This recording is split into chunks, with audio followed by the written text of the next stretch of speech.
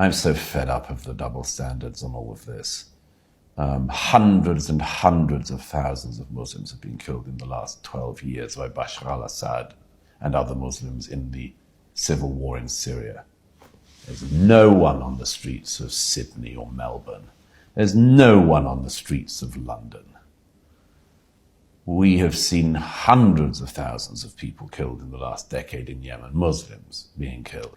There's no one on the streets of Melbourne. Nobody is standing outside the Sydney Opera House calling gas the Hutu, or gas the Houthi, gas the Shia, gas the...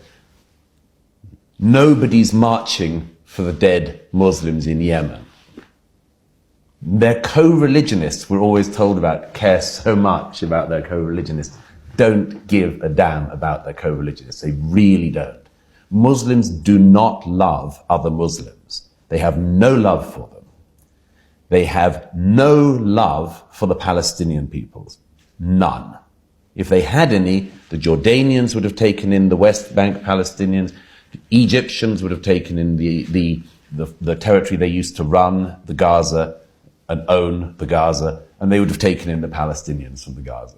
Why have the Egyptians made sure that not one Palestinian is allowed to leave Gaza? Why do they make sure that their border wall is tough as anything? What do they mind? One thing. Jews living. Jews living and Jews winning. It hits them deep in their soul, in their psyche. It's an ancient, ancient hatred. Perhaps the most ancient among the monotheisms. And the deepest and the ugliest, the nastiest. And the one that has been least addressed. And we've imported it. As we sit here, roughly the same population of Gaza is being forcibly moved by the government of Pakistan. Almost 2 million Muslims are being moved by the Pakistani authorities into Afghanistan. Okay, we have a very large Pakistani community here in the UK. If their country of origin can do that, why can't we? If it comes to that, if it has to come to that. Why does nobody notice this? Why is nobody saying this is an appalling war crime by the Pakistani government? Well, only because there are so many Pakistani politicians and others in the UK and other countries who have a deep connection to their country of origin and would never want to see it looked at in a bad way. They will not criticize that. They haven't said a word about that.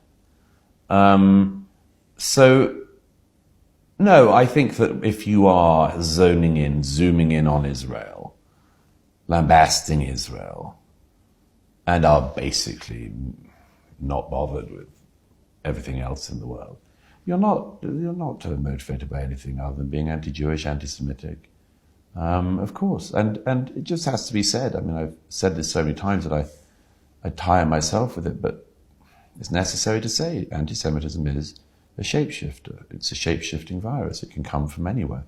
At times in the past, it was the case that people didn't like Jews because they were seen to be a different religion and strange and different, and so they were hated for their religion. Then after the wars of religion, you couldn't hate anyone for their religion, so people started to hate the Jews for their race. Then after the Holocaust, you couldn't hate people because of their race anymore, so people hated the Jews because of their nation. On and on.